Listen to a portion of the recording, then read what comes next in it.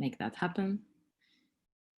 That will happen, hopefully. I think we've waited enough. Yes, that's happening. Perfect. So hello and welcome all to this very exciting session of ATÖLYE Academy's Future Tense, where we're going to have Andrés. And I'm Deniz from ATÖLYE Academy, and here's Engin from ATÖLYE, and we're going to be your hosts for the session. Oh, sorry. Yeah, this time we're doing a co-hosting just to... Yes. We're co-hosting. Just prior the session, this session is best enjoyed in speaker view. Also, it's, well, at least until for the breakout rooms. And then I would also like to remind you that the session is recorded, but you don't have to worry, just we're only recording in speaker view, so none of you will be disclosed, either your chats or your video screens. It's just for the presentation. So that being said, just a quick introduction about ATÖLYE Academy. We aim to unleash the creative potential of individuals and teams, as we say, so they can create positive impact and become change makers in their communities. I just love saying that in one sentence. We offer learning journeys and transformative experiences around pillars of leadership, collaboration, and design. And our event series, such as Future Tense, is among our transformative experiences and learning journeys, I would say. Just a quick walkthrough with the agenda, which I will share my screen with you for that. Yes, my Chrome screen, my desktop screen. Yes, that's happening. So for the framing and check-in, which I introduce later on, that's going to take around like 50 minutes. And then we have a presentation. I'm going to make that secret. Presentation of Andrés and the initial discussion for around 30 minutes. And we're going to all go out to different breakout rooms for 20 minutes. We've prepared certain questions for us to discuss. And then we're going to hopefully have time for a checkout, hopefully. Sometimes we are over time. So we love check-ins. It's just, we can't get enough, I mean. So I tried to change it a little bit this time.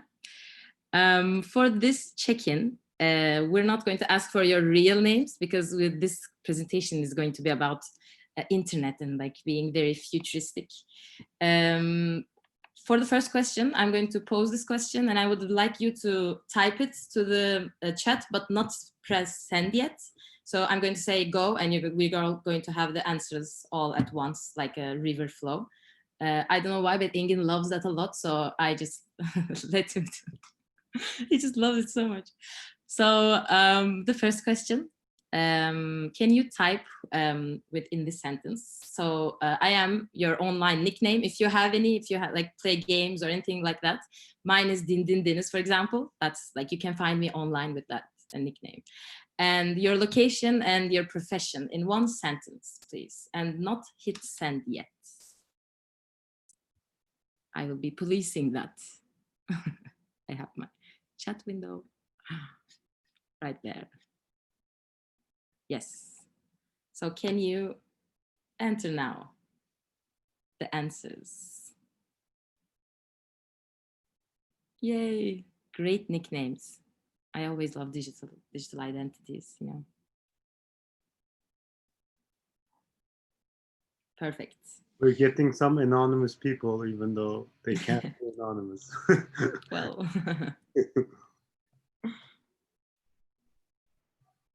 Yeah, love the old lies. Yay. Wow, nicknames say a lot. Right?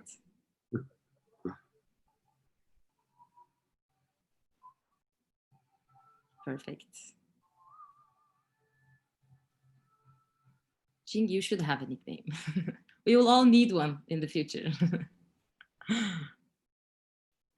Yes.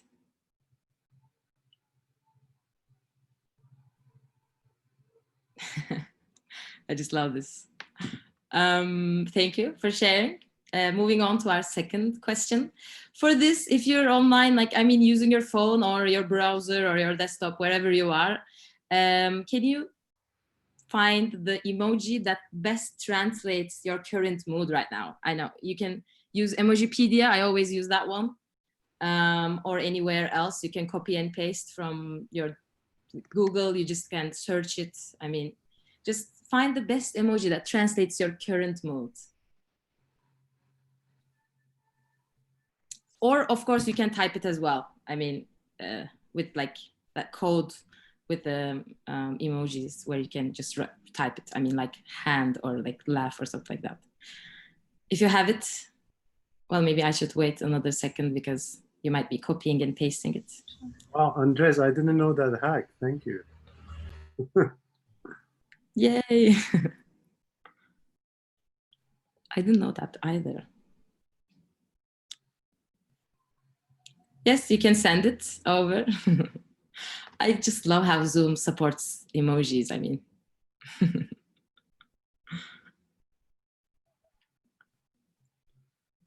Nazlı, what's your emoji? Is that a metronome? Me? Yeah. That's a coffin. That's a coffin. A metronome. Are you okay? So, metronome sounds like a good idea, but maybe not today. I'm sad.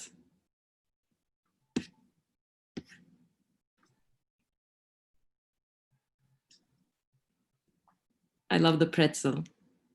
I wonder how you feel like a pretzel. I mean, like salty, tasty.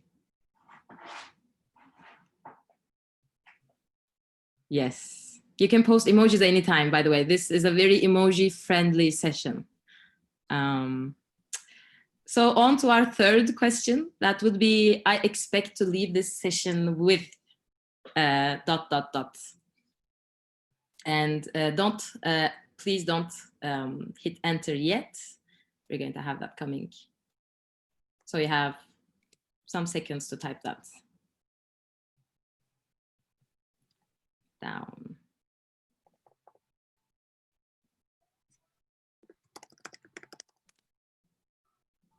Sometimes it's good to have expectations.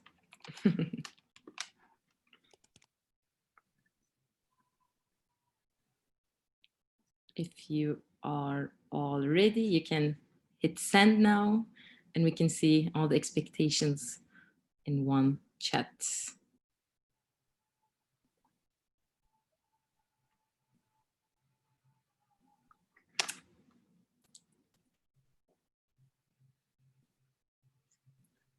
I tried to visualize not burning brain Nazlı, so.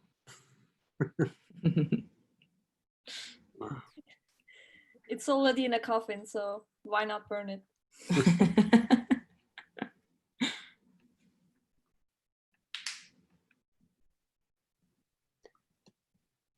Grammar of the future tense. That's really interesting. We'll do our best for that. Existential crisis. I'm not sure whether we can help you on that one. That's nice. Abandon at least one belief. That's a good intention.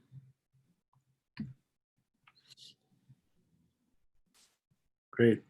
Shall we get going? I feel like. Yes, we have checked in. All Yeah. right. Let's have the momentum going now. Perfect. Let me, yes.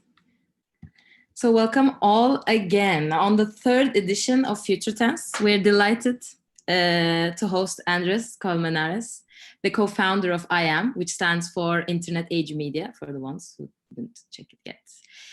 IAM is an alternative media lab exploring and addressing the multidimensional implications of the digital economy and the internet culture in the future and futures. Andrés will talk more about why they're calling it in bracket futures later on. On a personal note, why this session is so dear to me is that our paths crossed with Andrés when I attended IAM weekend. Originally was going to happen in Barcelona, but of course it got cancelled.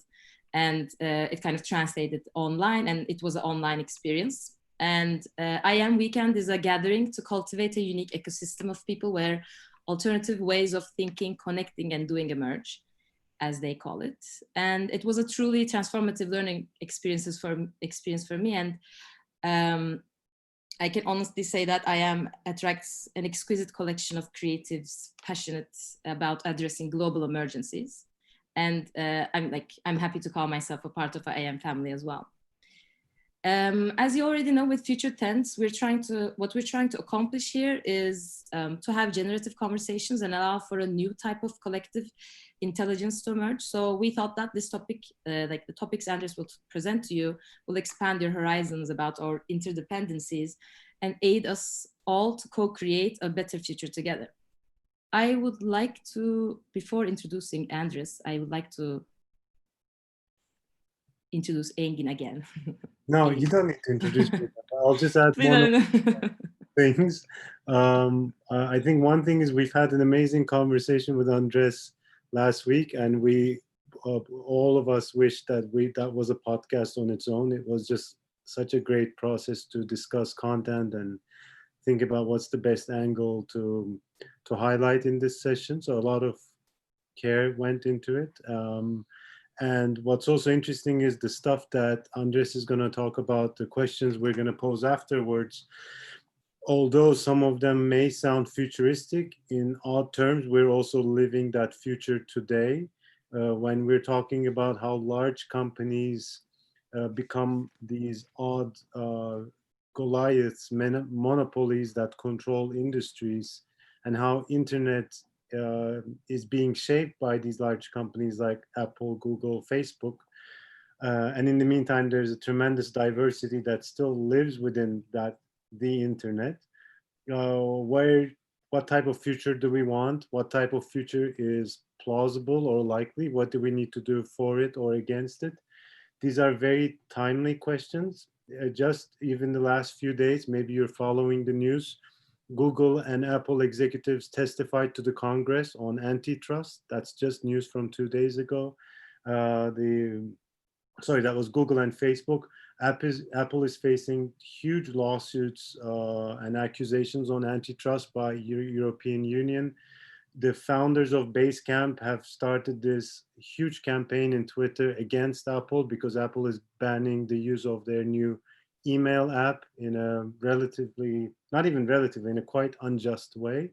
So we talk about politics, we talk about governance, we complain about our countries, our cities, but what we rarely perhaps think about is what is the politics of internet and what type of future do we want to have that is across boundaries and that considers the everything. And I think Andrés's articulation of the Everything Manifesto and what the internet can mean way beyond social media and a search engine is a very exciting one. And even though some of it may seem like science fiction, some of it is the present we live in. So with that, I'll leave it to Andrés. Thank you.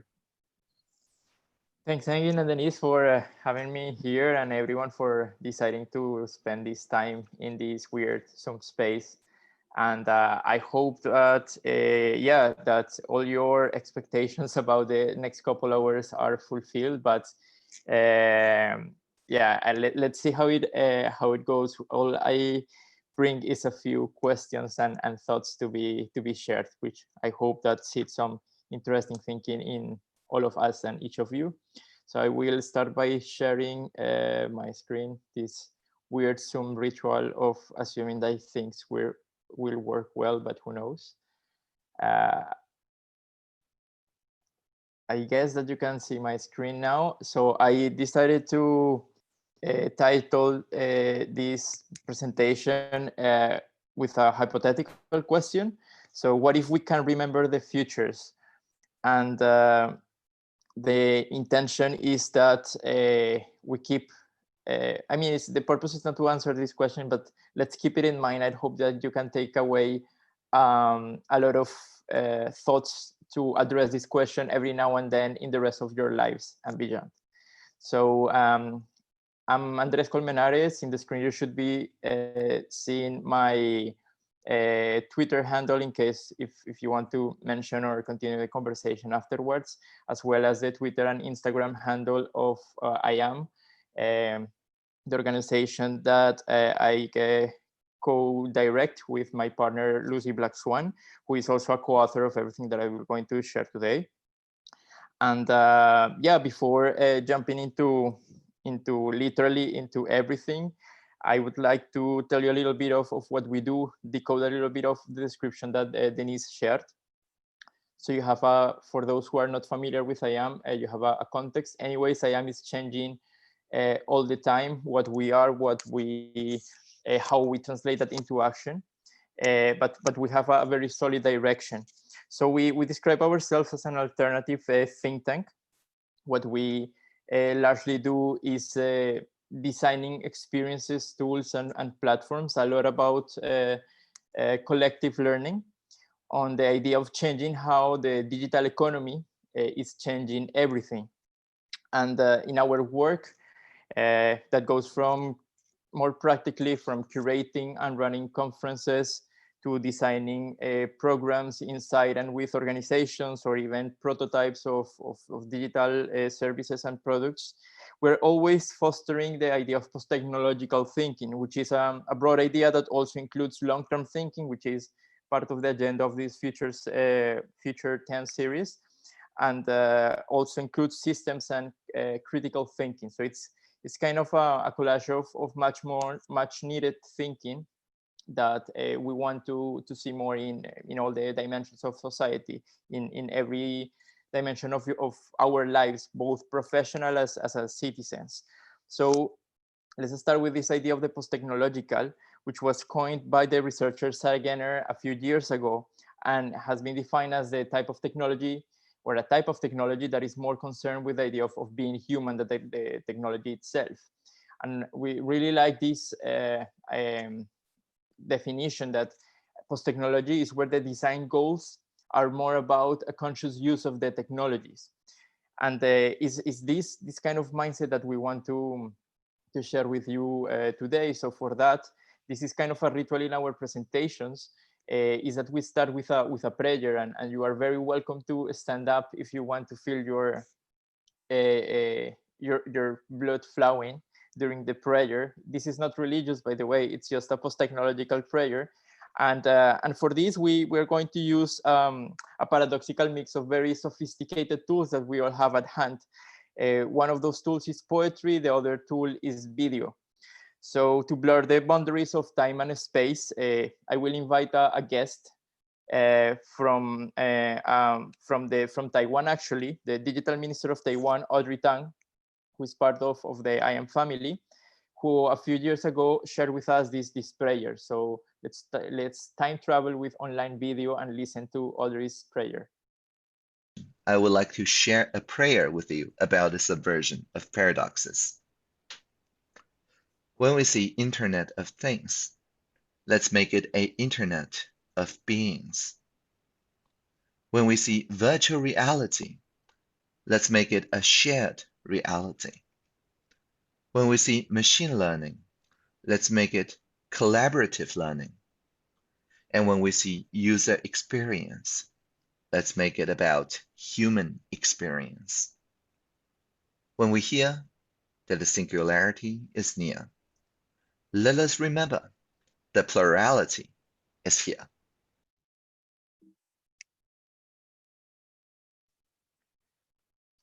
So in talking about plurality, our approach, the work that we do, that we are very passionate about, follows these three principles in relation to futures. And since all of this series is about futures, it's very important for us to start with this.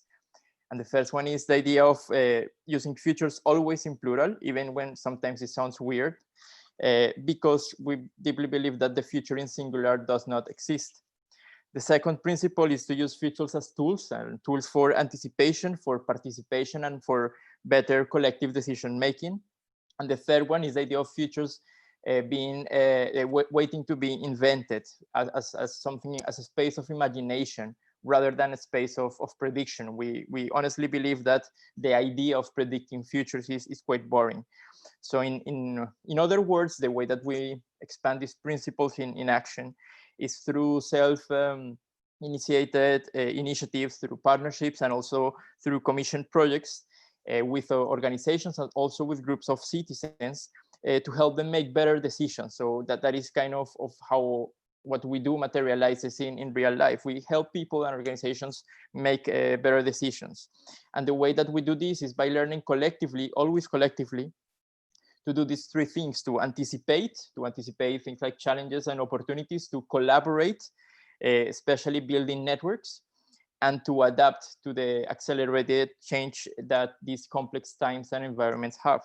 So all of our activities are guided by a long-term mission, one for the next billion seconds, which is to improve the interrelationships between us citizens, the tools that we use in our everyday life, the digital technologies, and everything, the planet Earth. So the thing is that we humans, we make terrible decisions when we feel fear. You know, I mean, we know this happens in the individual scale, in the collective scale. We all fear change, we all fear uncertainty. So this is why the purpose of our work has been always to cultivate and encourage collective critical hope. This is for us a shared superpower that becomes very, very useful in these kind of times to address complex emergencies, and especially these things like a pandemic or the growing environmental emergency that are deeply connected. So one of the tools that we created in line of this mission is a manifesto, the Everything Manifesto, that was published in late October last year. We have been lucky enough to share it in different contexts, in different places, cities, and we're really grateful that we have the chance to share it with a mostly Turkish audience. And hopefully I really want to know your thoughts about this in your context, that after the presentation, we hope we have the chance for that. But essentially the manifesto, that you can read the full thing in our website. It takes like 20 minutes to read it, but maybe it can take longer to process it. It's a collection of thought experiments, one for the next billion seconds. So this is something that is created for the long term. This is a tool that we are going to use actively during the next 10 years as an organization, and in multiple ways. And it's also a proposal to change the interrelationships that we have as humans with these 10 interconnected things like time, like scale, like design. So this is also a meta brief. So a brief of briefs, an invitation to design tools and redesign systems that allow people and organizations to make better decisions. It is also a call. It is a call to design collectively and collaboratively for the emergence of many, many solutions that the crisis that we are addressing demand. In what way this is very important? We have a transdisciplinary and interdisciplinary focus, because this is the way that we think that these complex issues need to be addressed, and in a context that is supranational, beyond borders, because the challenges that we are facing are borderless, as this pandemic has taught us.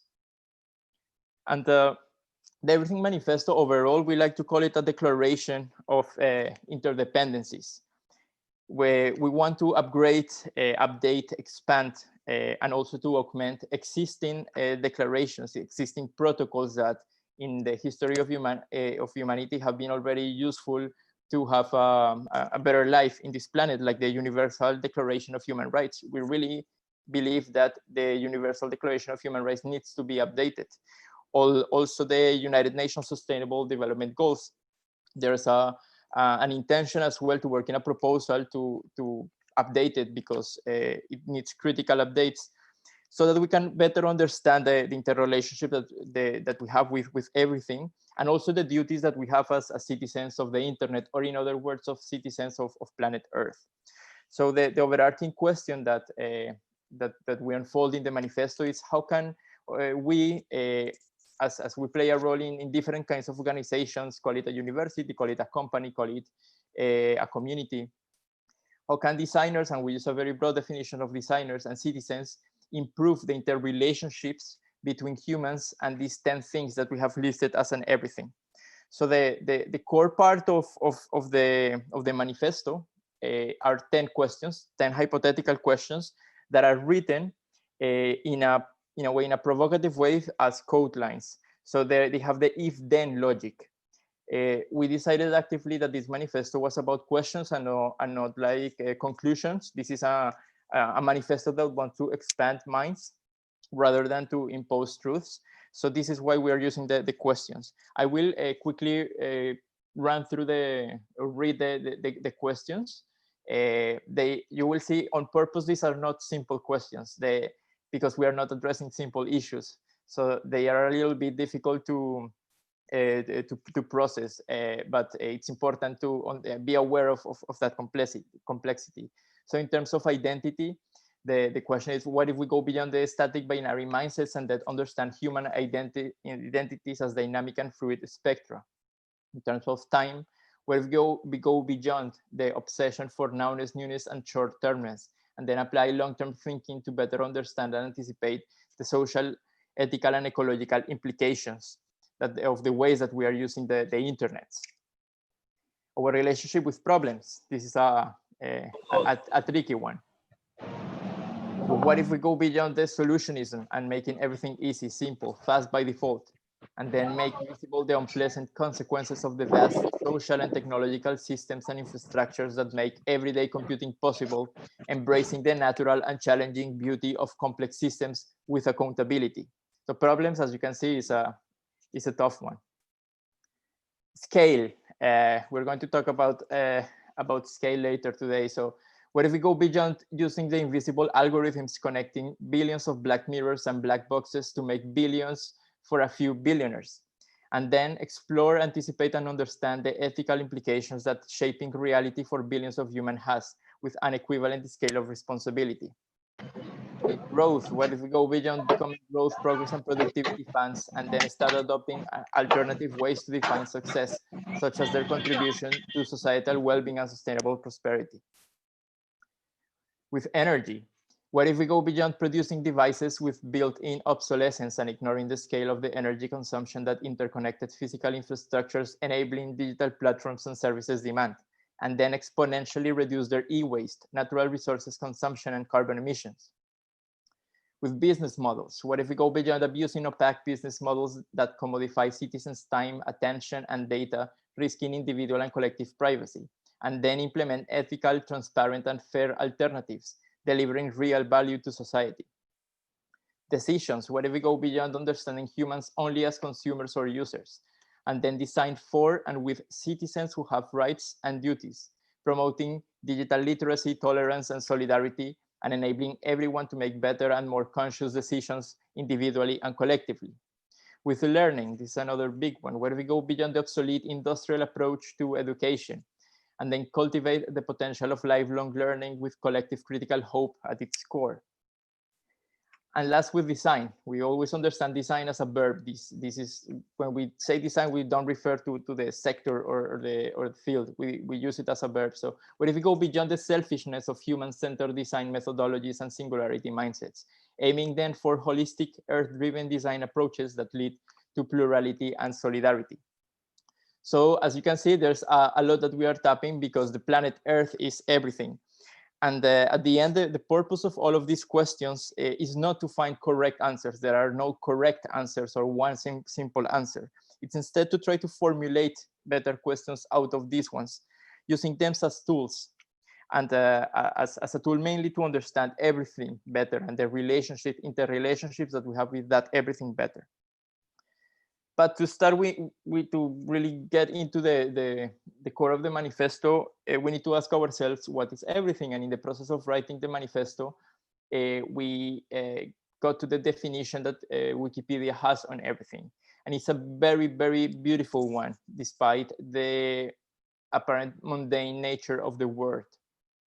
If you look at things like everything being the opposite of nothing, as and then replace that everything for planet Earth, and understanding really that the planet Earth is everything that we are, that we have, that all of our imaginations or all of our stories or of our life experience happens in this planet, then the idea of everything becomes a really, really interesting playground. And this is why we decided to use the concept of everything to collect all of these ideas and proposals. Because in the end, the everything in our manifesto refers to a pixel in your screen, in this case, a representation, of course, the pale blue dot, this famous picture that was taken a few decades ago. It is our home, you know, and there's no other home, but it is not ours, actually. We are the home, in a way, in many ways.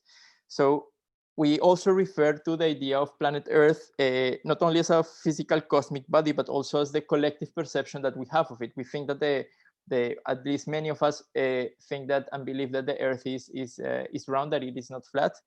There's a lot of people now saying that it is flat, but anyways, beyond that, it is a very fragile living organism, and it's everything that where all of our histories has happened and will happen here. But we're referring to the planet also as the perception and imagination that we have of it, not only the physical, the material planet. And in the questions that we collected in the manifesto, there is a collection of proposals to deal with change, to change how to change that complicated relationship that we have with the idea of change itself, and also with invisible things. This is something that we are also very keen about, the power that there is in invisibility. And where we talk about invisible things, we refer to viruses, to algorithms, to carbon emissions, to filter bubbles, or even privilege. So this is the kind of things that we're trying to address or bring tools to address. And the reason that each proposal is framed as a hypothetical question is to actively use and debrief our collective imaginations. This idea of asking what if is basically opening a multidimensional canvas that we can all contribute to fill. And there is another beautiful question encoded in hypotheticals. That is, what would you do if the world was different? This is the core intention of the presentation today is that we ask ourselves what would we do if we are able to remember the futures. So that's the beauty of hypotheticals, and they are increasingly relevant because they can become great tools for all citizens, not only those in power or those literate, but for everyone, to understand why things happened the way that they happened in the past, and how complex things work, and how to deal with invisible things. So here's a short poem that we wrote as part of the manifesto in honor of hypotheticals. It's hypotheticals make visible possible worlds and worlds of possibilities, creating playgrounds where we can exercise both our imagination and skepticism, rendering forests where much needed solidarity and collective critical hope can be cultivated today, tomorrow, during the next billion seconds, and beyond. Hypotheticals make. Wow. So the next billion seconds, this is the next part of this presentation. It's for us, when talking about futures, it's very important to talk about the relationship that we have with time and our perception of time. So often in futures, we in the professional practice of futures and also in the media, we refer to the future as a particular year. So we say 2020 is the future, 2050, 2030.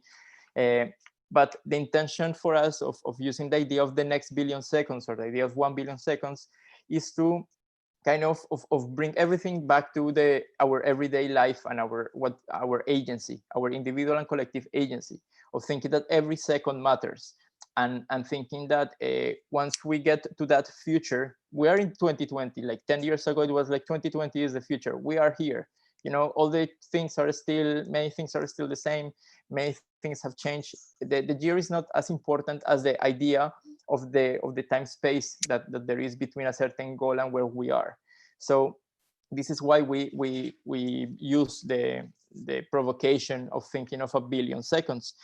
And taking a moment to reflect on what this is, because the concept of billions is often kind of kidnapped by the idea of billionaires and billions in terms only of money.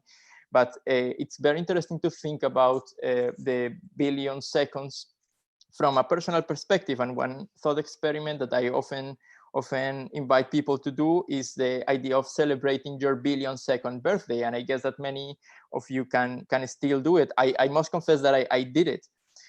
So just for the record, your billion seconds birthday happens between your 31st and 32nd birthday. There's a calculator somewhere online to know exactly when. So I invite you to celebrate 1 billion second birthday parties. And the perception of something as abstract as a billion seconds can change when we realize what the scale of a billion, and understanding that, for example, 1 billion seconds from now, there will be probably 10 billion humans in the planet, like 3 billion more than now. That's a lot, but that maybe is nothing compared to the number of ants that there are, 10,000. But when thinking about billions, all of this scale means everything. Thinking of big tech corporations that are shaping the digital economy, that they are shaping it by using the break things and move fast ethos to break things like democracy and avoiding taxes in a very fast way. So here, as Engin was saying, also these companies are very agile in lobbying against privacy or antitrust laws, but laws and policymakers are catching up. So there's definitely a change in the last few months about the response of society towards this. We are starting to become aware of their scale. And a core message of our manifesto is that we start understanding Facebook, Google, Apple, Amazon, all of these companies as what they are. They are big data extraction corporations. This is very, very important. Companies as Facebook, for example, they are not only big data extraction corporations, they are also publishers. And we are seeing week after week in all the current events how this matters, because they are not aware. Well, they are skipping the responsibility as publishers as well. So think about, this is a very interesting, the video that you're seeing is a very interesting video called the monologue of the algorithm that you can watch it online, that shows the complexity behind Facebook, so that we understand how all of what these corporations do is that they create these very fancy digital products that we have in our phones, and they use the sensors in our phones, the screens, cameras, and not only, I mean, not only in my phone, or your phone, but in billion of devices at the same time, all the time. And they are digitalizing all of our behaviors. And what the reason they do this is to extract value out of it. So they imagine extracting value out of our faces, our attention, our data, our emails, and also extracting value of our social networks and billions of people. And they are using an extraordinary computing power that consumes a lot of energy to process all of this data and try to find patterns that end up taking decisions or influencing our decisions. It's not only about the news that appear on our feeds or the videos that we watch, the book that we buy, but also the parties that we are voting. So there's an increasing awareness of this, and it's important that we continue holding them accountable. Because big data extraction has been hyper-normalized.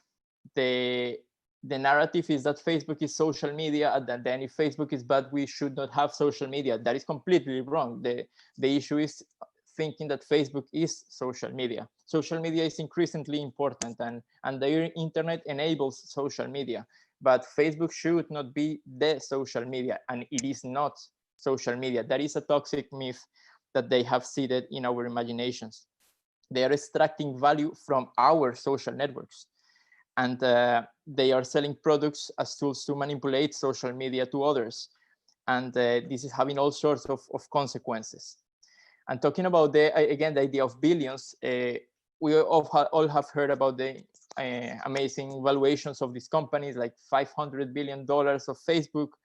That is nothing compared to $900 billion valuation of Alphabet, also known as Google, which, by the way, owns, you know, all the most popular search engine, the browser, the video platform, the YouTube where we are live streaming this. They own everything. So that is not going to work out well, especially if we continue letting them inside our offices and homes with these fancy big data extraction devices.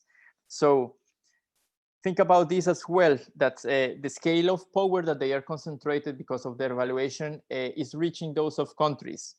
This is very dangerous. As a society, we need to understand that big data extraction is becoming as profitable as oil extraction. And this comparison between big data and the big oil is very important, because there are,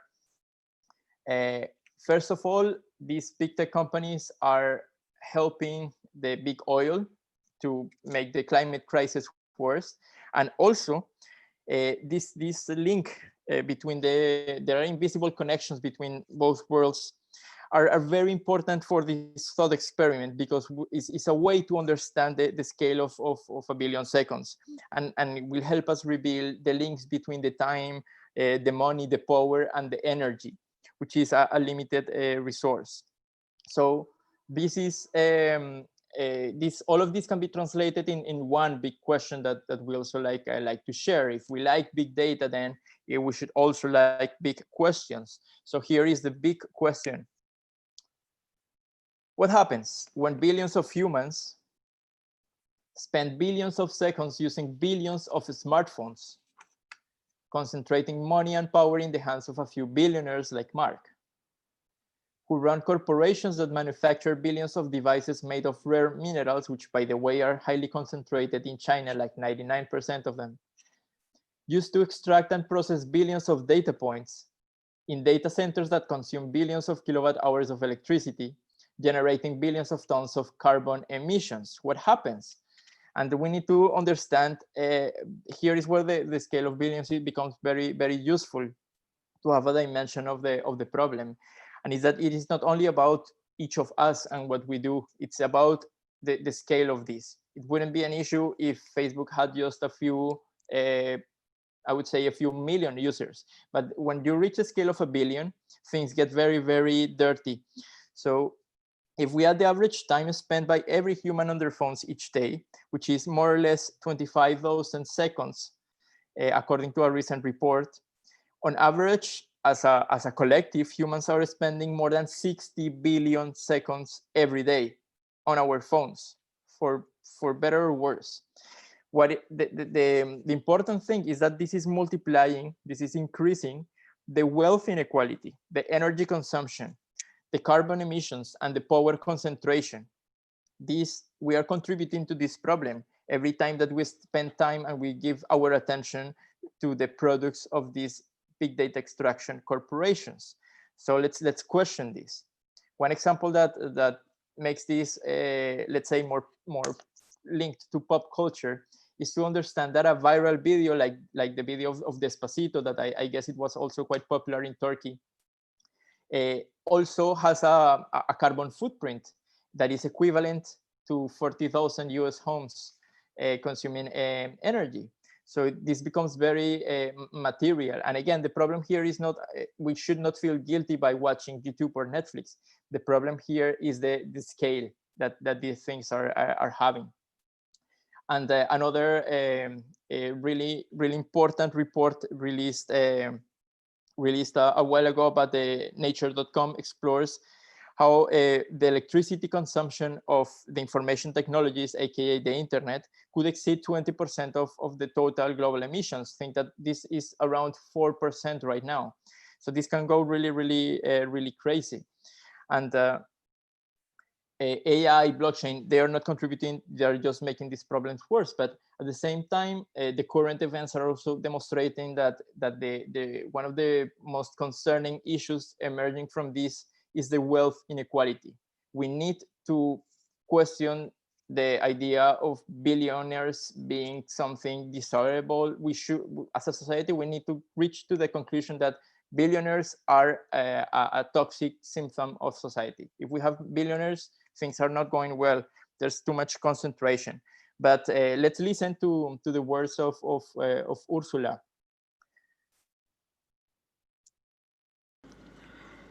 We live in capitalism. Its power seems inescapable. So did the divine right of kings.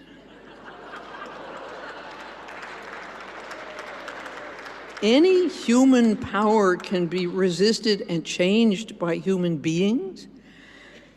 Resistance and change often begin in art, and very often in our art, the art of words.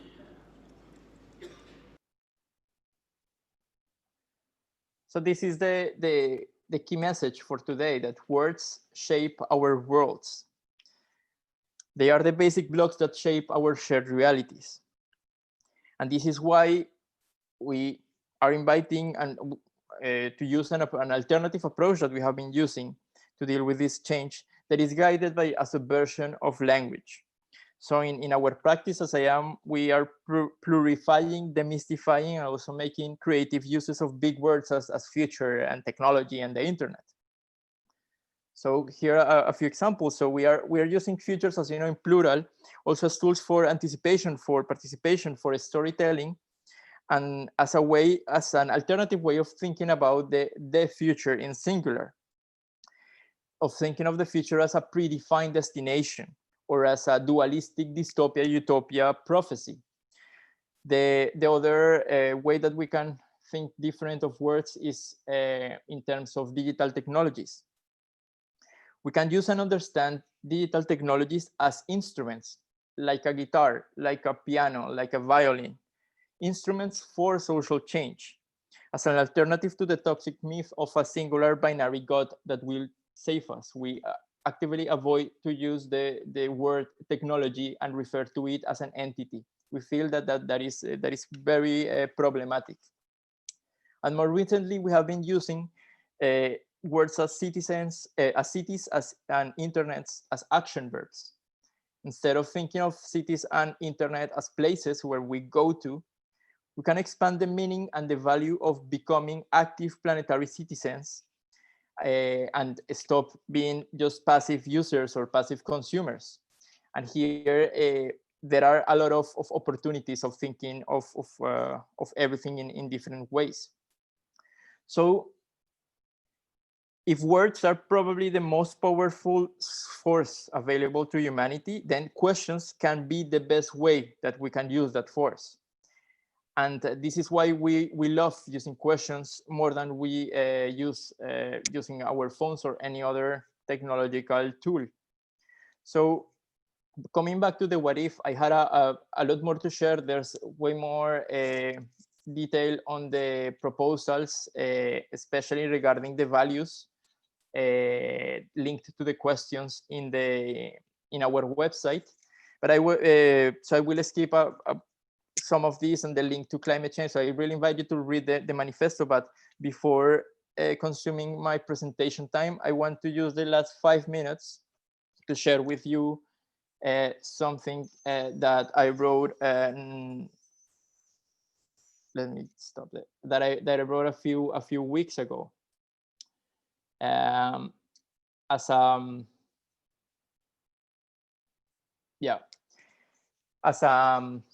response to this, to this idea that the future does not exist, and is to think of the futures as stories, or understand that futures are nothing else than stories that sometimes we believe, stories that many times others are writing for us. So with this thought in mind, and the initial question of what if we can remember the futures, I want to read a part of a story that I wrote under this, basically a commission that was asking different contributors, what do we want to remember from this pandemic? So The title of the story is The Great Awareness. I will share the link, or maybe Denise can share sharing the link for the full story in the chat. But I just wanted to read a part of it, and I invite you to go in like storytelling mood. So this is the story of Amal. Amal, for the word stands for hope. That this is the reason the protagonist of the story is Amal. She is a 100-year-old woman living in Europe in the year 2121, so 100 years from now. She's one of the she lives in Europe, which is one of the 10 interregional citizen councils that emerged after the collapse of the nation state in the mid-21st century. She is a daughter of Syrian migrants who took part in the great recovery of Europe after the networked crisis of 2020.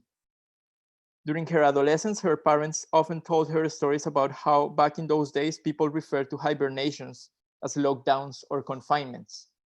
There was a negative perception around them, but everything changed when billions of humans realized the transformative healing power of hibernations, and multiple megacities started using them as an effective tool to address the environmental emergency declared just a few years earlier.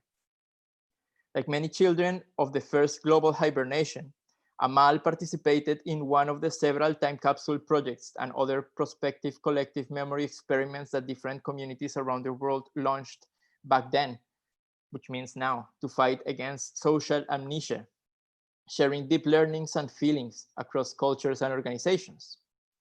Right after Amal was born in the spring of 2021, her parents received a necklace, a wooden vessel, both shaped like Apollonian cones, that they should give her when she had lived 1 billion seconds. In the base of the vessel, there was a metal plaque with a mysterious code and a set of coordinates identifying the location where a time capsule was installed. It was part of a distributed and networked transnational memorial built for the thousands who died in the 2020 pandemic.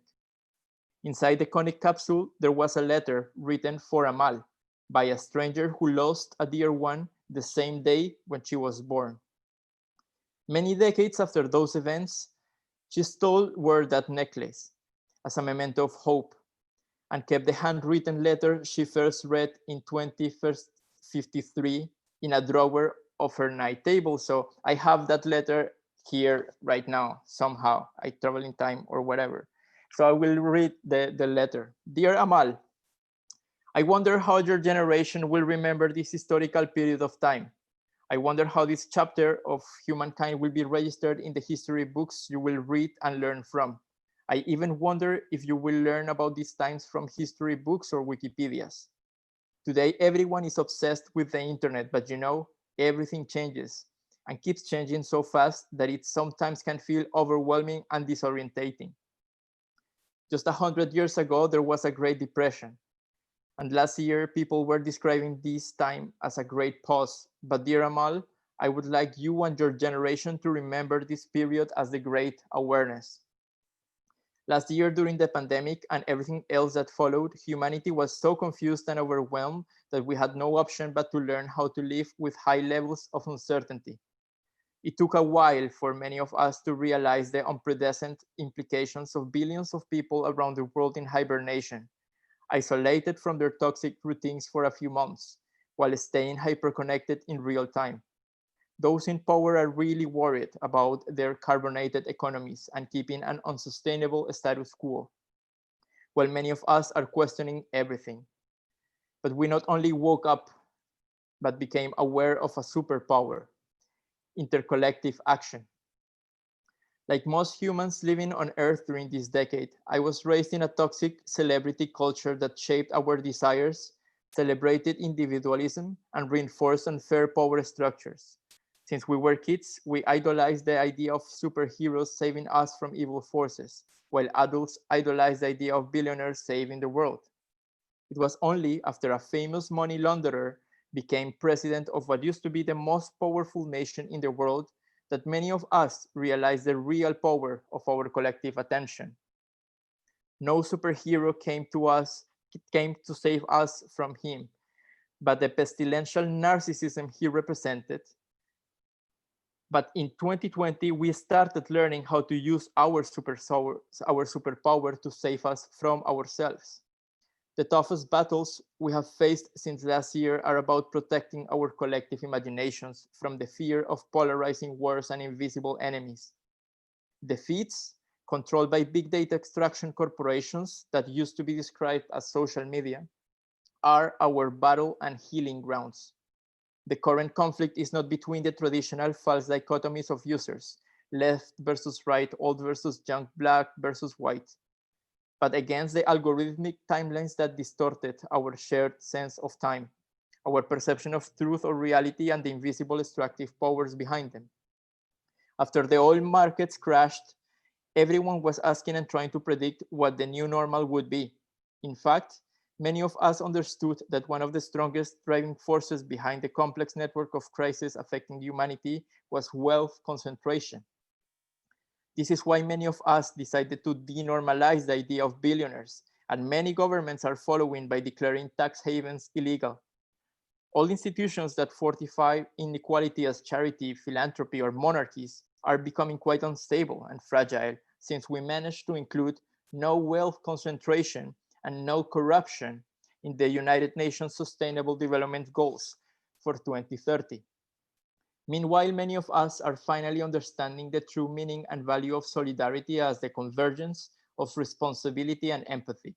The transition from GDP or profit to societal well-being as the ultimate growth metric is now becoming an important part of the political and economic agendas. The great awareness is now being shaped by multiple declarations of interdependencies, especially with ideas coming from indigenous communities who are playing a key role in helping us change our complicated interrelationships with non-human living beings and our sense of belonging with the planet Earth.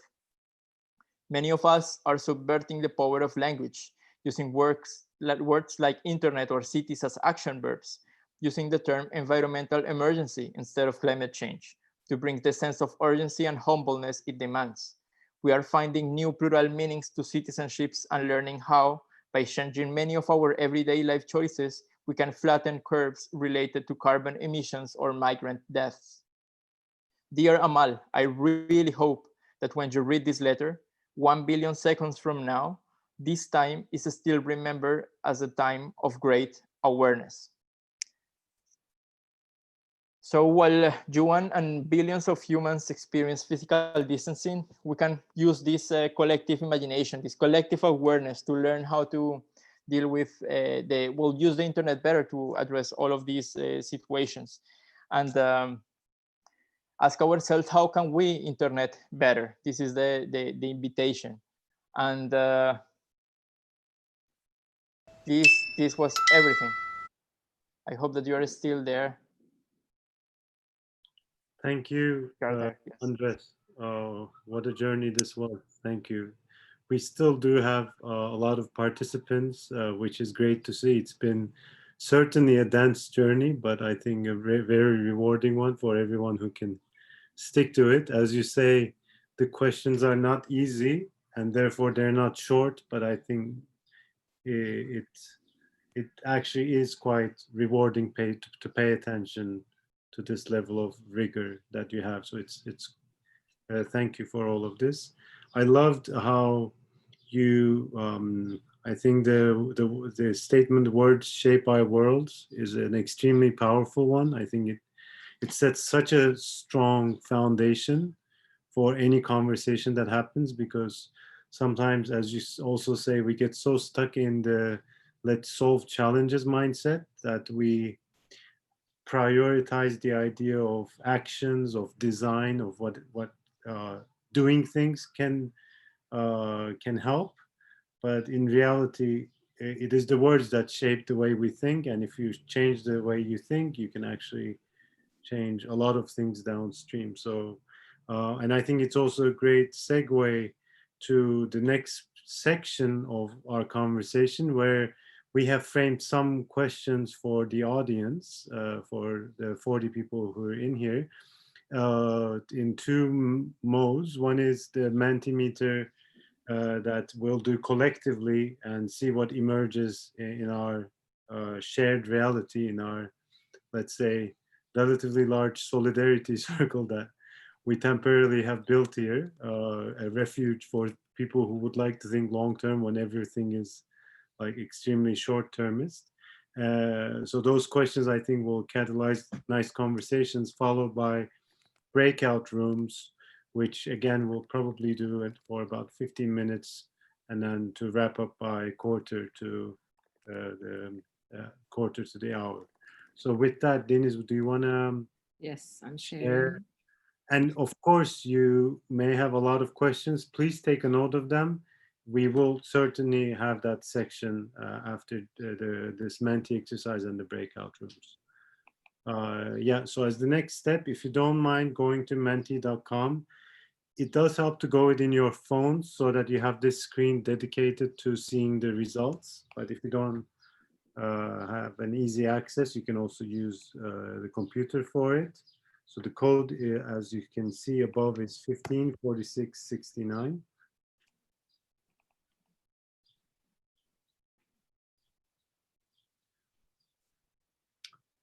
Three people in, I guess 6 people there. Let's have a few more, and then we can start the questions.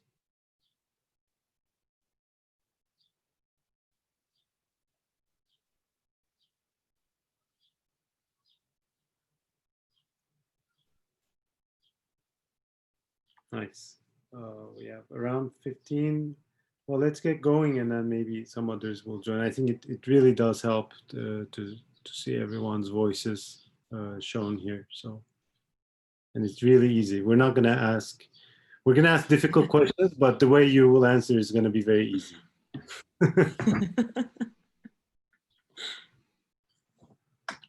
All right.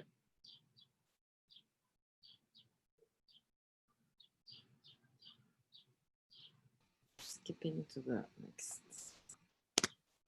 Okay, yes. So, first one, how aware or concerned are you about the environmental implications of the digital tools you use every day? Wow, quick answer. Deniz, do you want to hide the results for a bit so that? I think it was hidden, but let me check that again.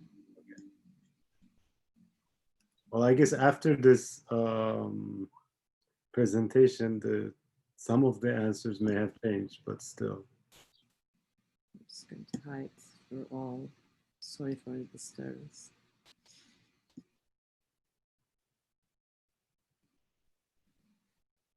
Yes, 25 people. Nice.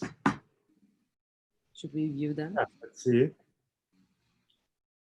Nice. We have, as we should have expected, a very sensitive audience to the second order implications of what we do. That's good to see. Perhaps this presentation also reinforced it. This is a very qualitative, open-ended one. I would be really surprised if this wasn't true for the people here, considering that you're in a Zoom session. But our screen time has increased during the pandemic, and how did this make you feel? Yeah, short answers.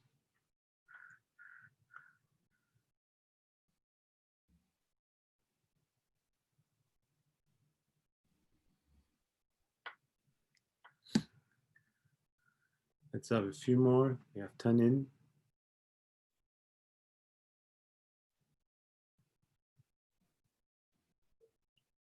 And you can probably see the threads between the questions and Andrés's beautiful fiction. Yeah, we can probably see them popping. Well, lots of overwhelmed people, frustration, exhaustion, being stuck, bored. The eyes are complaining, swearing, exhausted, disoriented. Wow.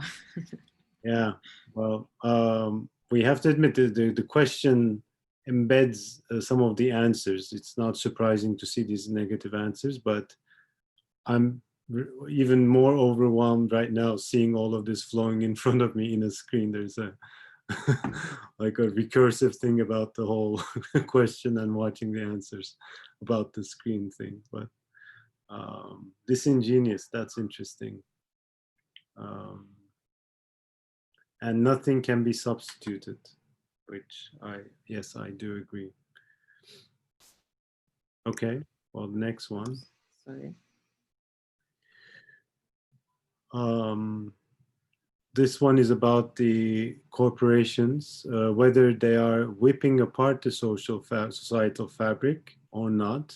Well, I guess the opposite would be that they're weaving social fabric. And let's also like level set here. The companies that we're talking about are those that are currently dubbed as social media. So, or the search engine. So Facebook, Google, and the likes, Twitter, etc.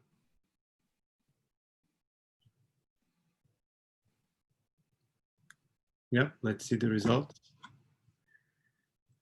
Yeah, so it's rising there as people enter. So that's also really interesting, right? Because if we're talking about words, those who call themselves, as you beautifully stated, Andrés, what did you say, a toxic myth?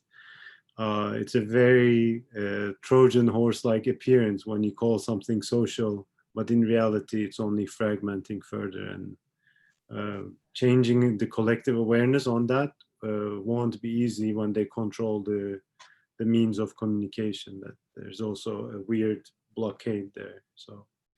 Yeah, and another good one in terms of language is the sharing economy, that sells the idea that we are sharing, when the actual truth is that there is a concentration of ownership. Yes, of course. I mean, even in terms of music, so that is another toxic myth. Yeah, I mean, couch surfing versus Airbnb, which one was proper sharing economy is clear. So, all right, and the last one. Where do you see the future of internets 1 billion seconds from now, which would be 31 to 32 years from now? Is it going to be more inclusive and democratic, or corporate and fragmented?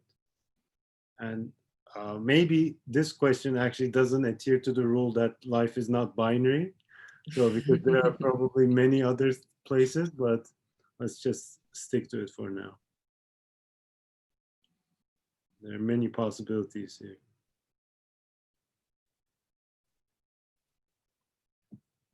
All right.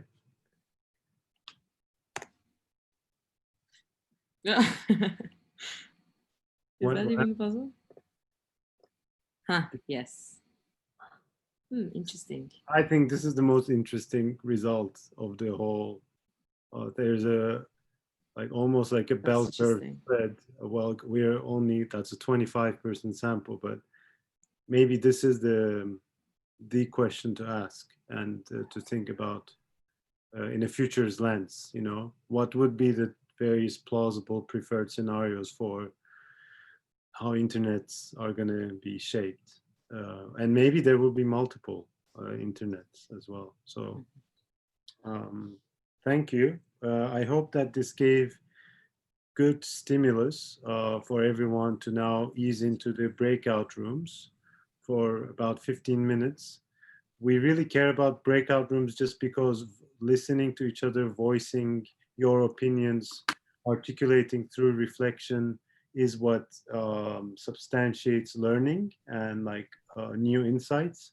So we really hope you can stay for this part 2. We also have a lot of fun then reading the assets that you have put in there, and we make our best effort to transcribe it into the medium as what emerged here and now with the people today, because Andrés has given a similar presentation probably, well, maybe not the narrative because that's fresh, but what comes from our shared let's say, hive mind is what makes this quite precious for us.